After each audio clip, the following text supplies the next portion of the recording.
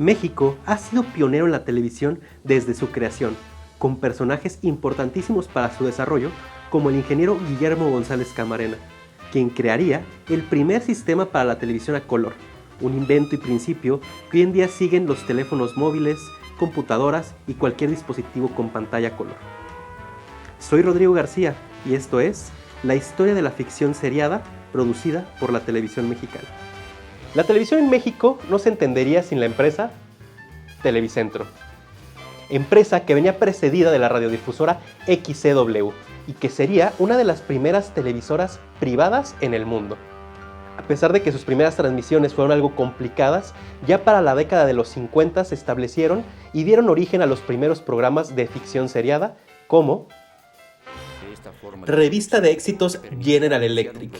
En aquel entonces, los anunciantes contaban con programas que en su mismo título llevaban la marca. En este programa se presentaban historias de ficción narradas por un personaje y transmitidas completamente en vivo. Estas historias mostraban productos del anunciante.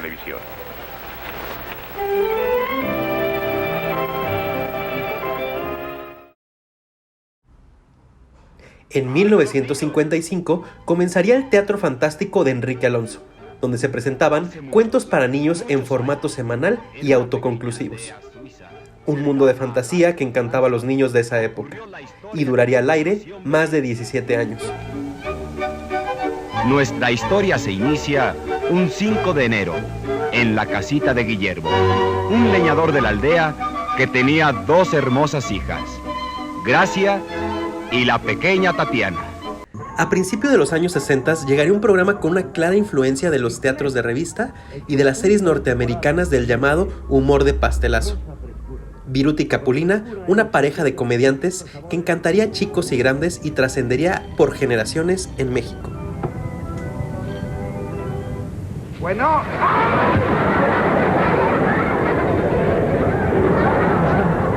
¿Qué pasó? ¿Quién habla? Es para ti.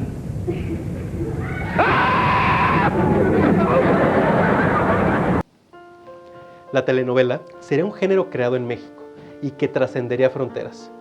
La telenovela o melodrama de televisión cumplía la función, en palabras de Emilio Azcárraga, dueño de Televisa, de entretener a la clase modesta, una clase fabulosa y digna que no tiene ninguna otra manera de vivir o de tener acceso a una distracción más que la televisión. La empresa Televicentro evolucionaría a Telesistema Mexicano y en 1958 presentaría la primera telenovela, Senda Prohibida, una historia que marcaría en definitiva la televisión y la producción mexicana. Curiosamente, esta producción no contó con la fórmula tradicional de las telenovelas, sino que la protagonista, Nora, era toda una antagonista. Una joven de bajos recursos que tiene un sueño en la vida, salir de la pobreza y conseguirlo todo. En su andar, entra a trabajar como secretaria y se decide a enamorar a su jefe, sin importarle que éste sea un hombre casado. En el año de 1962, una telenovela daría un giro al género melodramático y sorprendería a todo el público, Las momias de Guanajuato. Una historia con una trama de horror paranormal. Esta fue también la primera en presentarse semanalmente como una serie.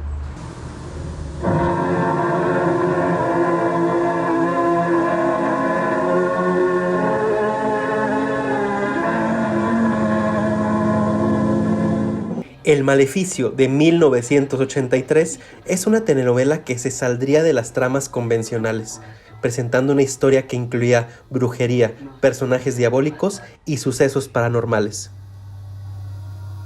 Mi sangre y tu signo.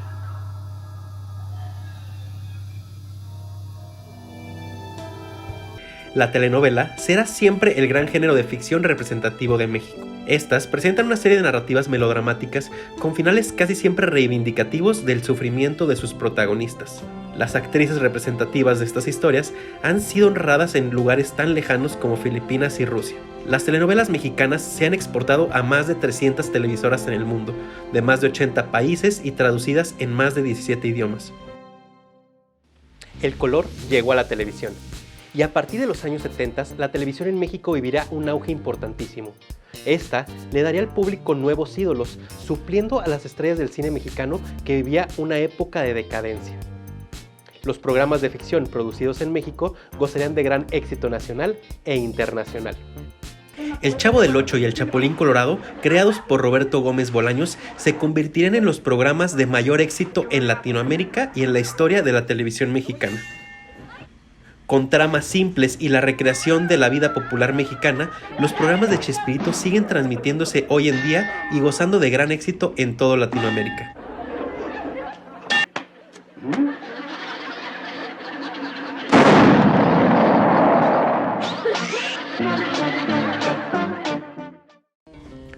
Hogar Dulce Hogar de 1974 sería una serie que sería precursora de un género que hoy en día sigue siendo exitoso, la comedia de situación. Esta sería sobre los líos cotidianos de un matrimonio con personajes típicos que duraría más de 10 años al aire. Pero si yo no sé leer manos, Lucha. ¡Por eso! ¡Mira, ya ni me acuerdo! ¡Uy! Y yo tengo la culpa, ¿saben por qué? Por casquivano, por coqueto. Ay, yo no te culpo, Luchis. Tienes tu carácter y así te quiero. En los 90s, nacería una serie de ficción que presentaba historias de terror, fantasía e incluso ciencia ficción. Esta se caracterizaba por el contenido original y creativo, con el talento de jóvenes directores como Guillermo del Toro, Alfonso Cuarón, Alejandro González Iñárritu y directores de fotografía como Emmanuel Lubezki. Personajes que trascenderían de sobremanera y se convertirían en estrellas mundiales del cine.